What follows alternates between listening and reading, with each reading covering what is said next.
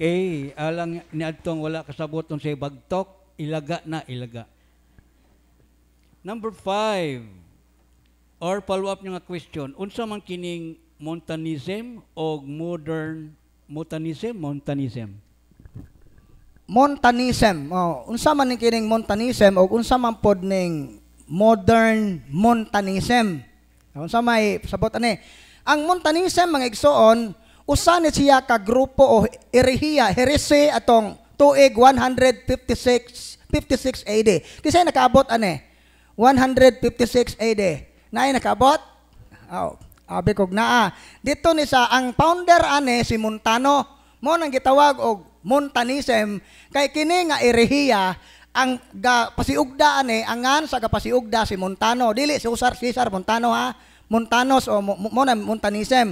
Unsa may pagtulunan sa mga Montanis? Mao ni, nag-ingon sila nga ang Espiritu Santo kuno padayon nga naghatag og mga public revelation nga gawas na sa Biblia. So meaning do na pay further nga revelation labaw sa gipadayag ni Kristo og sa mga apostoles. So na sila mga private revelation, mga pananawon ning ilang na focus. Pero ang pagtulunan sa simbahang Katoliko nga ang balaang kasulatan gikan sa panahon sa kanang Book of Genesis taman ra gyud na sa Book of Revelation kay ang katapusang apostoles nga namatay si San Juan. Mao na nga ang public revelation gikan sa Genesis taman ni San Juan. Wala nay laing public revelation ana wanay mga bag-ong pagtulunan pagpadayag ang Ginoo anang human ana unsa ang mga Montanis kay nagtuo man sila nga naapay labaw sa Biblia naapay lain ang revelation ang Ginoo so why salig sa revelation ni Kristo mo nay sayop ana unya nag-focus sila sa mga prophecies wa na sila maminaw sa mga magisterium sa simbahan unsa kining mga Montanis pod dili na sila pwede maminyo og otro ibutang ta mamatay imong asawa imong bana dili ka pwede maminyo og otro kay para la makasa ka unya matud pa pod nila nga kung human sa bunyagan ka makadawat ka sa grasya nga makasantos panahon sa bunyag ug makasa kuno tag mortal human sa bunyag dili na kuno ta mapasaylo sa Ginoo so di sila motuo anang kumpisal so mao na nga gi-condemn sila sa simbahan so kini di ang Montanism gi-condemn ni siya atong tuig 177 to 200 AD. Official ni siya nga gi-condemn sa simbahan. Ug wala nay nahibilin aning mga membro ani. Pero ang ilang mga pagtulunan matawag nato nga kaning mga spirituality naapay nahibilin karon kanang gitawag og modern Montanism. Unsa man ning modern Montanism? Kadtong mga bisan pagkatoliko ka pero nagtuo ka nga ang private revelation kanang mga damgo mga pagpadayag nga nay gipitaag mensahe sa Ginoo labaw pa na sa magisterium usa ana kanang devotion sa Maria Divine Mercy kanang seal of the living God mao nay usa sa mga sign ana nga ang iyang pagtulunan sukwahi sa official teaching sa simbahan kay matud pa dunay mga bag-o nga revelation ang Ginoo. Kung duna man gani mga pananawon sa mga santos nga gi-approve sa simbahan, gi-approve na siya kay dili siya supak sa public revelation. Lain pang sign sa modern Montanism. Kining mga tao nga nagtuo sila nga ang gift of tongue, ang gift of healing, gift of prophecy, mas labaw pa kaysa sakramento. Katong mga tao nga nagtuo sila nga ako kay naa ko'y gasa sa pagsulti sa pinulungan, labaw pa ko sa pare. Mao na nga kining akong pagtulunan mas labaw pa ni kaysa gisulti anang obispo kay wala na siya speaking in tongue, wala siya gift of tongue. Modern Montanism na focus rata sa mga gasa ug atong gisalikway ang magisterium ug ang mga sakramento. Mao na iti mailhan sa modern Montanism. Mao tito bag bro Leo. Okay, dugang pangutana. Good morning sa tanan. Ang akong pangutana kay dili daw mi allowed mo basa sa deliverance book sa akong inahan. Ilabin na ni-react siya. Kay iya rason, kana ko nung masuko og mangusi sa anak, angay pa ko nung naikumpisal. Sa akong side, Brad, nag-practice man ko og cares every month. Mo man ni ang giingon sa nagsulti ani ang senior officer sa exorcist ministry. Dili ba daw mi pwede mo basa og deliverance, Brad, nga nag-cares man mi every month? So ako na nang gitubag ganiha nga ang mga anak dunay katungod nga moampo sa ilang ginikanan. Kung kinsa may gatudlo nimo ana nga dili pwede nasayop nang gatudlo ana. Kung pare man ganang gaingon, posible nga ang pare nga nagsulti ana is dili siya exorcist ug wala siya experience sa exorcism. So mao na nga kami dire labi na ang ubang mga exorcist gidasig yod nga muhimo tag prayer of deliverance sud sa atong pamilya. Kay nganuman 10% ra ang among mahatag ninyo. Ang 90% nga paningkamot gikan na ninyo. Mo nang kamo ang mo fight sa yawa. So muna pwede kamong mga anak kung di makahimo ang iyong ginikanan, kamoy mag-deliverance sa inyong ginikanan. So mao na nga padayon sa pagampo sa prayer of deliverance sa kondisyon nga naa ka sa estado sa grasya. Ingani ha, kung wa kay kasal, magpakasal.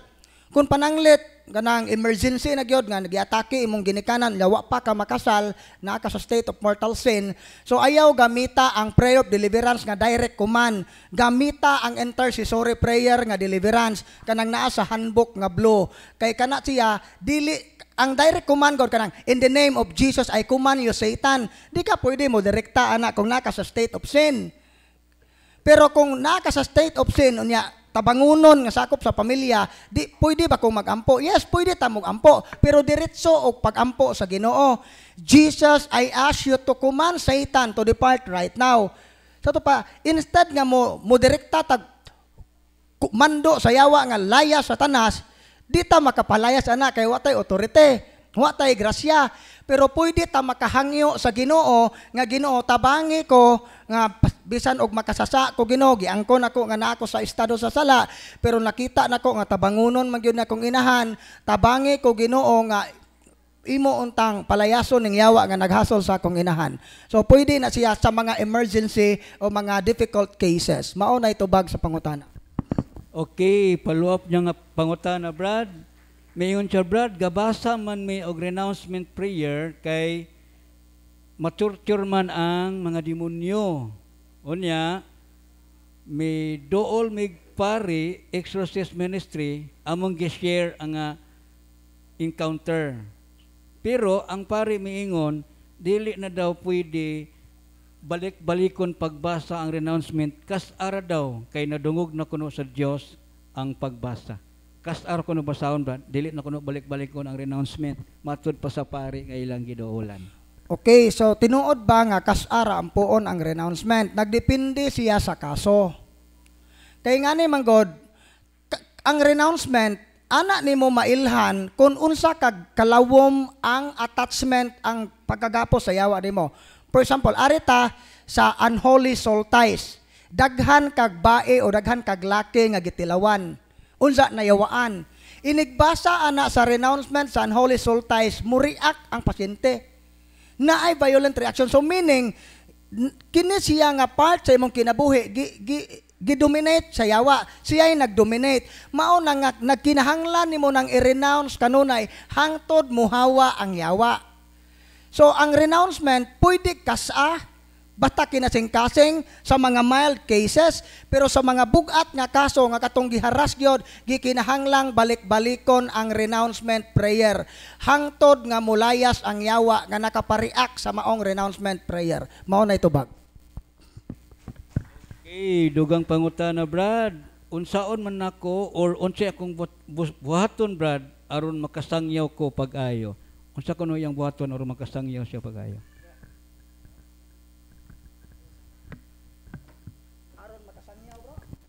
Unsay imong buhaton aron makasangyaw kag paayo? Una gyud magtuon. Kay unsaon man nimo pagsangyaw o wa ka kay bawog unsay isangyaw. So asa na mabasa sa kuan bro? Panultihon 19:2 bana nga ang kadasig nga dili ubanan og kahibalo walay kapuslanan. So mao na no nga og gusto og nadasig ta sa pagsangyaw sa pulong sa Ginoo, una natong himuon nga magtuon ta. Magtuon ta sa atong pagtuo. Mo na nga naay seminar sa CFD, maapil ta. Og naay mga sa Bible Apostolates to parokya, maapil ta. O gusto ka nga mosangyaw gyud, mosud ka pagkakatekista, kay opportunity na nga makasangyaw, kay ron naay training nga magian. Kay dili gyud ta makasangyaw kung dili ta magtuon. So kami ning abot mi anin dapita wa po na magpasabot nga wa po may magtuon. Panultihon 19:2. Dili maayo ang kadasig nga dili ubanan sa kahibalo. So mao din ano nga bisag dasig kay ta mosangyaw, kinahanglan gyud ta nga atong bakunahan o kahibalo ang atong salabutan kay aron mahimo tang epektibo sa atong pagsangyaw. Hinumduman nato mga igsoon ang kadasig lumalabay rana. Pero inikawa sa kadasig, di na po kaganan mo sangyaw. Samot maluway kahibaw. Pero bisan pag gikapoy na ka mo sangyaw, pagkangan nga nakasabot ka, nahibaw kag unsay isangyaw, bisag nawa ang kadasig, makasangyaw gihapon ka, kay kahibaw man ka og nakasabot ka sa imong gisangyaw. So mo na ang gusto kang mo sangyaw, pagtuon. Mo na unang buhaton. Pagtuon, pagampo, ayaw jud buwaga ang pagampo ug pagtuon. Kay ug igo ra po kapag magtuon di magampo, mahog ka naghambugiro kadugayan. Mao na itubag. Okay, dugang pangutana, adun ako'y pag-umangkon nga nag-allergy, taod-taod na gyud. Wa nay daghan na siyang daghan na siyang tambal apan wa jud maayo. Naa kay posibilidad brad nga naay kalabutan ang bad spirit nga nagpaluyo ani.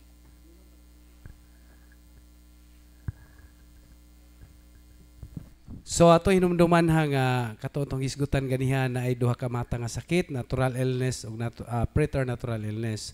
So kanang iha kanang daghan na siyang mga tambal, mao ba na bro? Ibutan diha nga daghan na siyang daghan sa tambal bro, kay allergy. Pero wala pa maayo.